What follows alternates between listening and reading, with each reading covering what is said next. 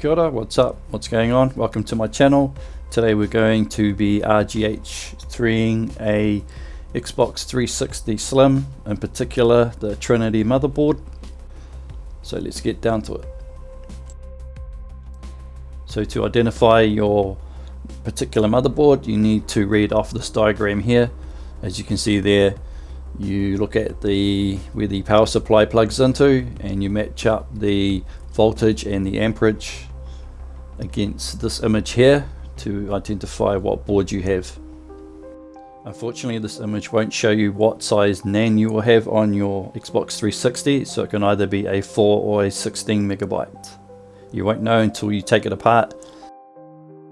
So tools you're going to need are solder, Knar wire, Q-tips, lighter, PCB cleaner, microscope if you can get your hands on one, heat shrink, wire cutters, X-clamp removal tool, also a hobby knife with a really sharp end on it, or real point fine end on it, also solder flux and thermal compound.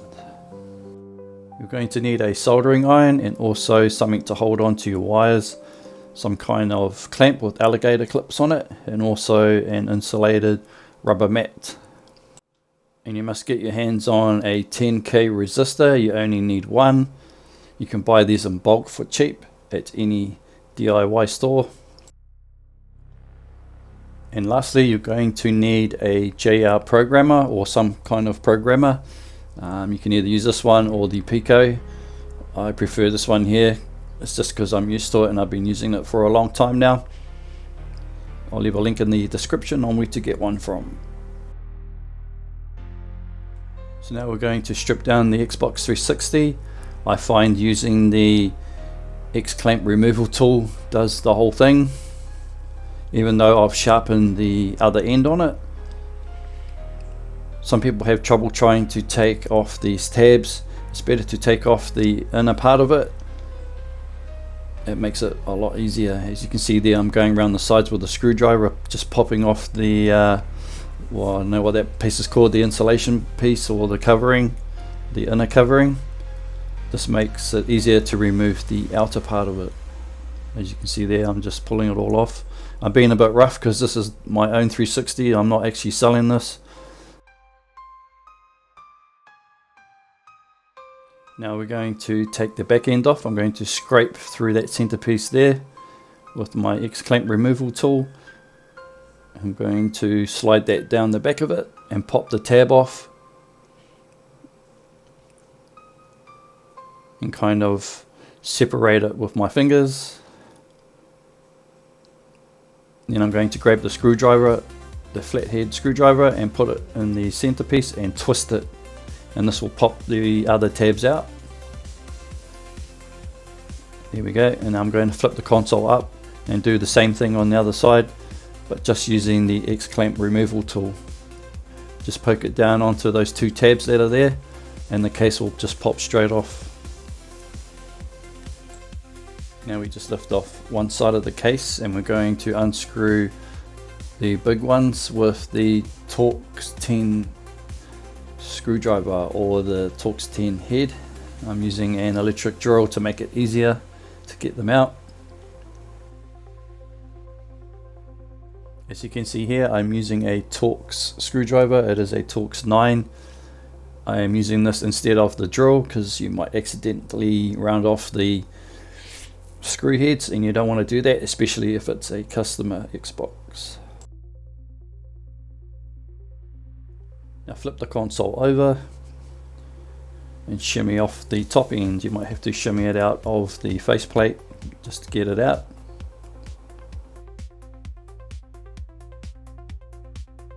Don't forget to remove the Wi-Fi adapter. I totally forgot about it. And it's just that one screw holding it in. So if you have trouble trying to remove that piece, that is why. Now it's time to take off the faceplate.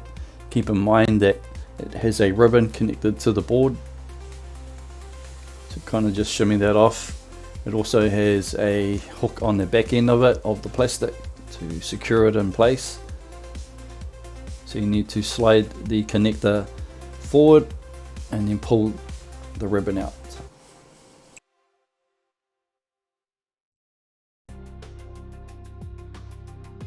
going to remove the two screws holding in the front module, and that uses the Torx 9 screwdriver.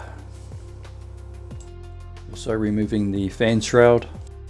There is a screw holding down the SATA connector for the internal hard drive, so remove that. There's also a Torx 10 on the back you need to remove, that's holding down the chassis for the hard drive. Next, I'm removing the SATA and the power supply for the ROM drive.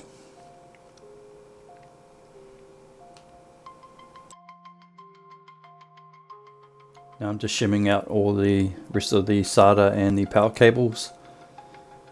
I will also remove the hard drive enclosure or the hard drive chassis support or holder. Now I'm just unplugging the fan and also the power and the data cable.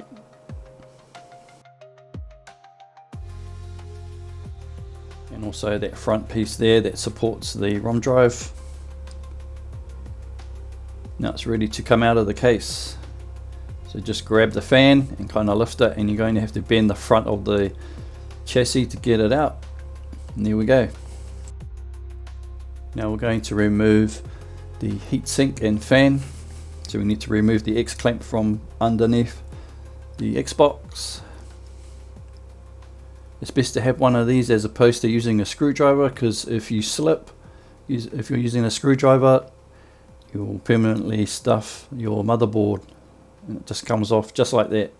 And as you can see, the thermal compound is quite dry, so I'm going to clean that off on both the die or the heatsink and the die on the motherboard. You can use isopropyl, but I prefer to use the proper stuff, the PCB cleaner. It's good stuff.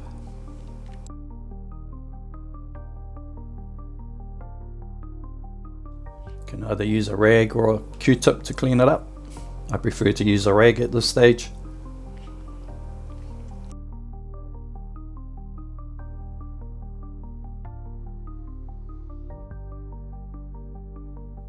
So it should look like this, nice and clean, nice and shiny. You should be able to read all the labels that are stamped on the die. Next we're going to pull out our 10K resistor and solder the wires to it. We only need one of these.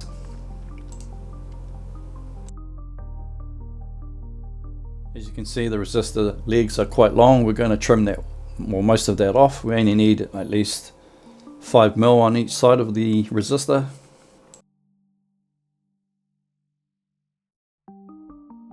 So it should look something like that. So that's quite short. That end is a little bit longer than 5mm, so I'll probably trim that back a bit more. So we're going to throw that into our alligator clamp, and we're going to apply a bit of solder on each end.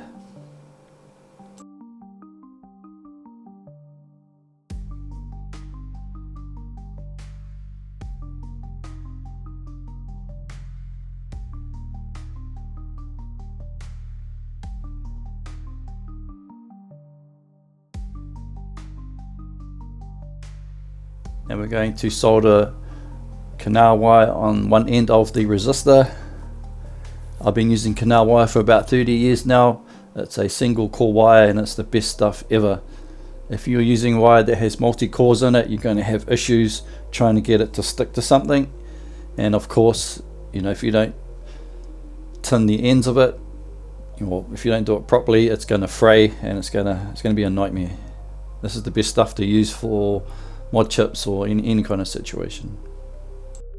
And because this wire is single core, you can just use the tip of the soldering iron to remove the outer sheath, as opposed to using wire strippers.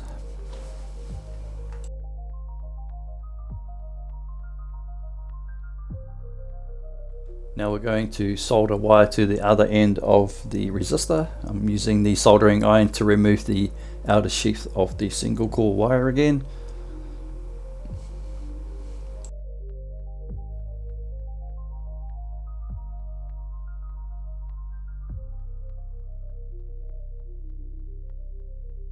Now that that's complete, we need to slide on some heatsink to cover both wires on both ends and also the resistor. We're going to use the lighter just to heat it up a little bit. You don't want to do it too much because it'll heat up the solder and the wires will just fall off, or they'll come loose from the resistor.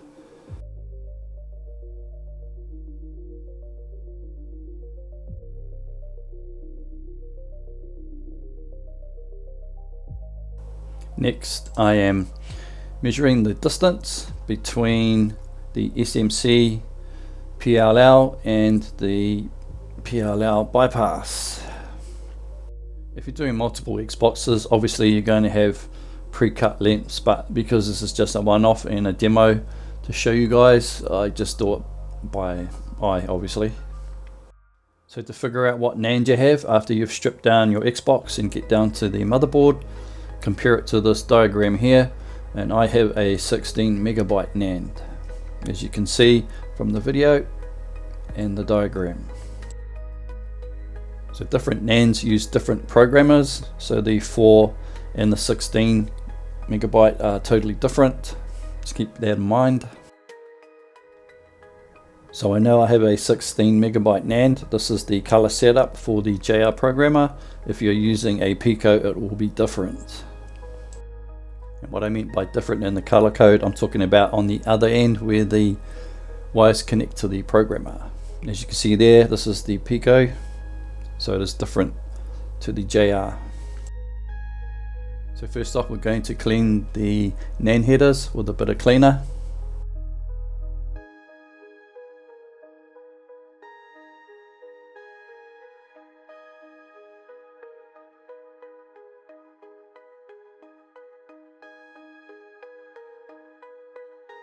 Now I'm going to inject a bit of solder flux onto those areas just to make the solder stick a lot easier.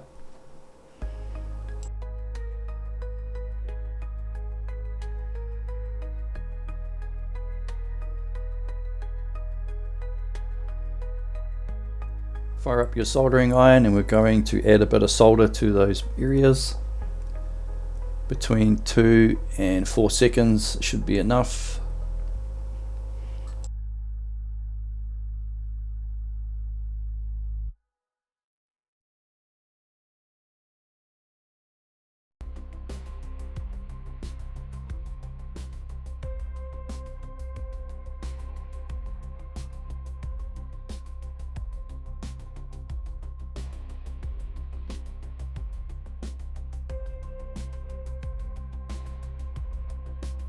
Going to start off by soldering in our program wires. The first one will be the brown wire. Next is the black.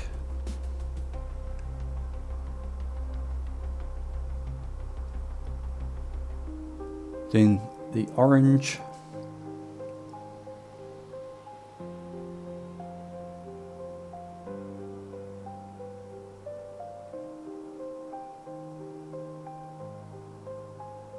Then the red, yellow,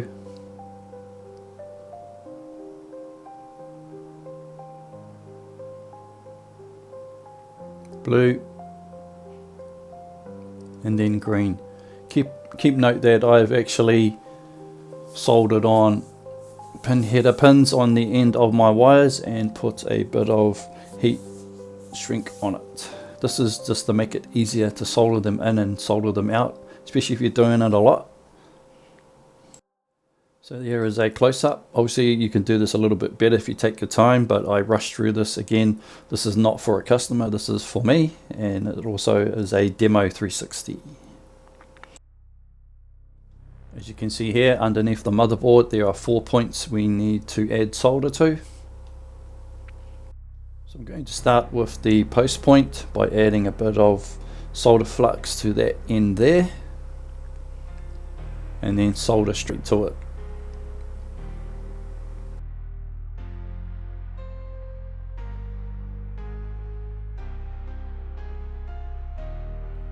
Now I'm going to add a bit of solder flux to the SMC post.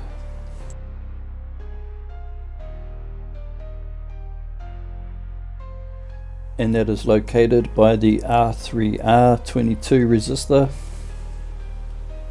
as you can see there on the diagram. So I've added a bit of flux and now I'm going to solder to it. You only need a split second on there. So here's the end result. As you can see, my wire is a little bit too long, but again, it's not a customer Xbox, this is my own. And here I am soldering in from a different angle those two same posts. After I've soldered the points, I'll put on a bit of tape. I don't have any capstan tape at the moment, so I'm just using standard stuff. Now we're going to prep the SMC PLL point. So I've already put on a bit of flux there. Now I'm going to solder the wire straight to the point. And apply a bit of tape over the top of it. For this next part, you're going to need a microscope of some kind, unless you have super sight, and we're going to work on the PLL bypass. We need to scrape off part of that in order to get access to the point. So start scraping away with your X-Acto knife. Do it gently, do not dig too hard, because you will cut into it and you might cut the trace, and then your motherboard has pretty much had it, unless you have all the pro gear to recover it. So just take your time on it, go back to it, clean it up, use a Q-tip with a bit of isopropyl or a bit of PCB cleaner. So as you can see, I've had several attempts at it. You need to scrape it away to expose the point. Just about there. I'm going to go in again.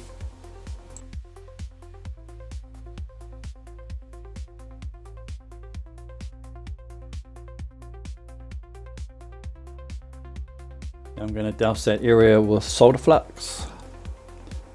This will help the solder stick to the point.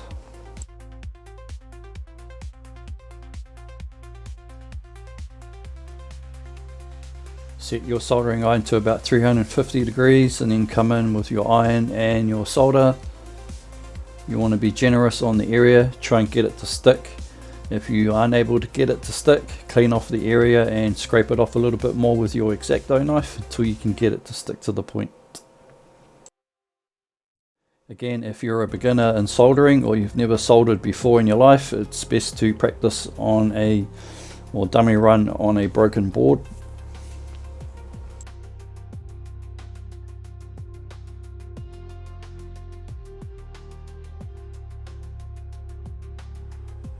So there we go, it should look something like that.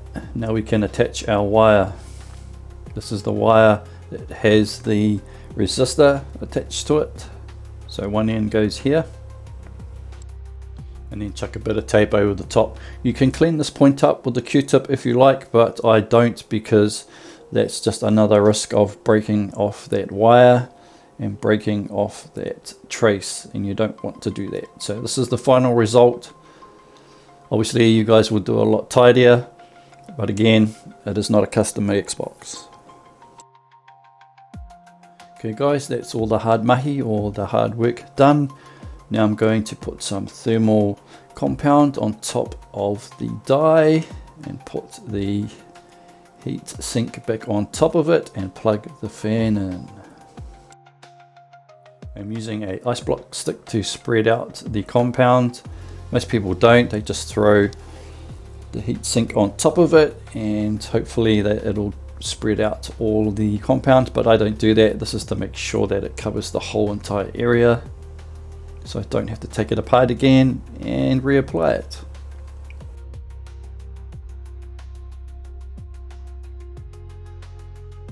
I'm going to flip the board over and put the X clamp back on. Again, it pays to have the X clamp removal tool as opposed to using a screwdriver, which is what I used to do in the earlier days. And believe me, if you slip, there goes all the components and there goes your Xbox.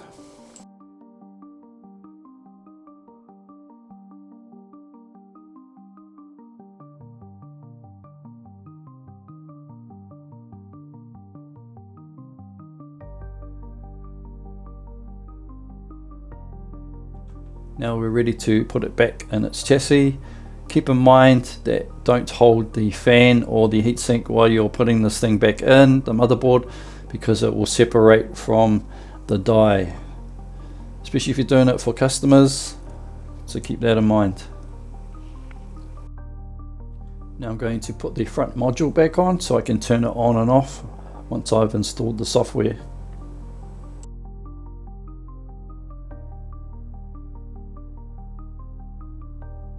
Now we need to plug our Xbox 360 into its power supply and also the HDMI cable. Do not power on the console while the programmer is connected. We need to keep this in standby mode.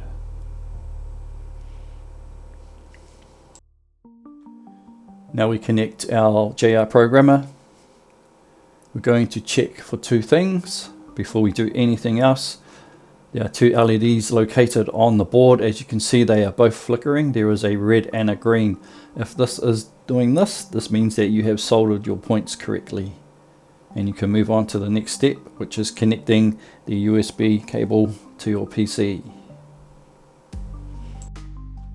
Now start up JRunner with extras, and we're going to go to the question mark on the right side there.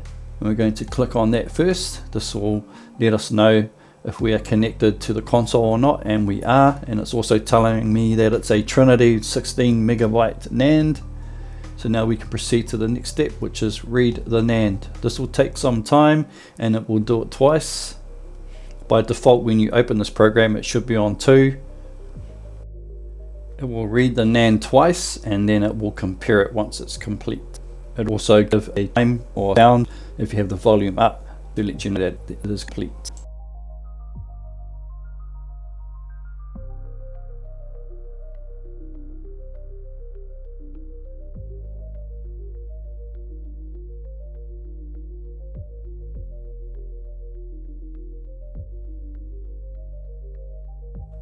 So there it goes there with the first read, and now it's going to do the second read.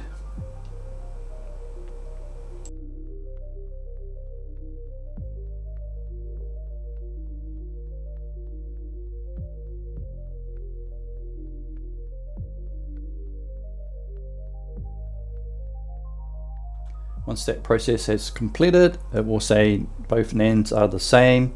If you get that, then it's good. Next we're going to create the XAL, but first we're going to go over to where it says glitch 2 on the right hand side and click RGH3. It's best to do that now so you don't forget. And obviously go back over and hit create XAL. And then we're going to write it after that.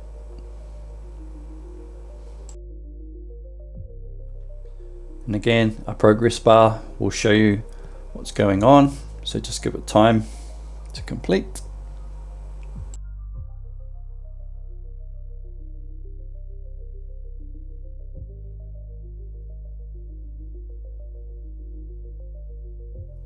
Now we need to remove the USB plug that's connected to the programmer and remove the programmer from the Xbox. Pull the power supply out and push it back in and turn it on. And you should be greeted with this. If you get this screen, then everything has gone 100% well. Reason why we're booting this up in this screen here is because we need to obtain the CPU key.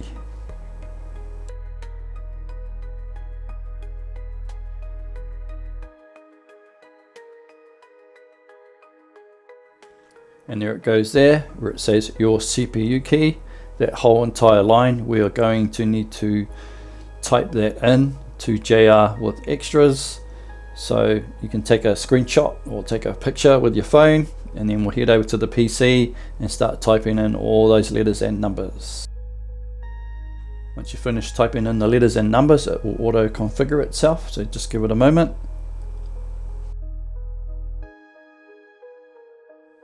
And the final step, we're going to create the XE build, so give that a second. It'll let you know down the bottom there it's completed. Now the final button, we're going to write the image to the NAND. Check the progress bar Once it gets to the end, you're good to unplug everything and turn it all off.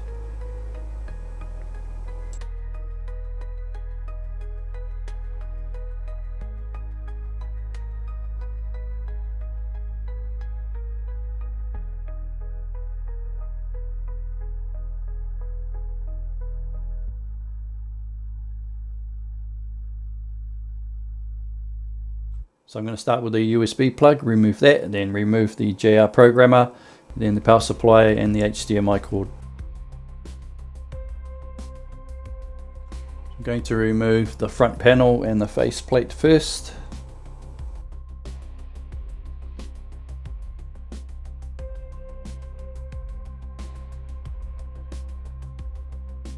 Now I'm going to desolder or remove the JR programmer wires. Be careful not to get solder splash or cross any points over when removing this or those.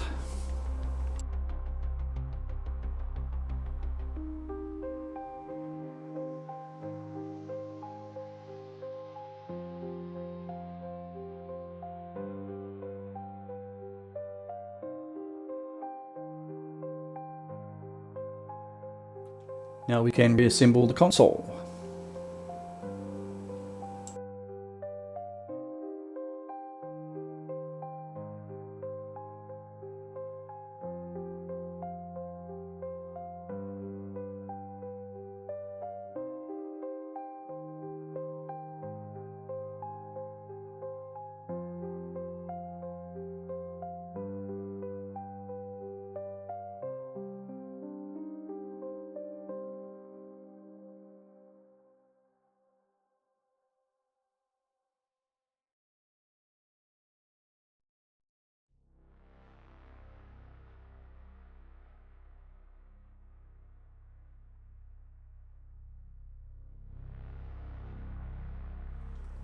Please note that once you plug in your Xbox 360 after doing all of that, you won't notice any changes until you have added some software to it, which will be in the next video. So if you've enjoyed this video and you've learned something, please like and subscribe. Thanks for watching. Chat!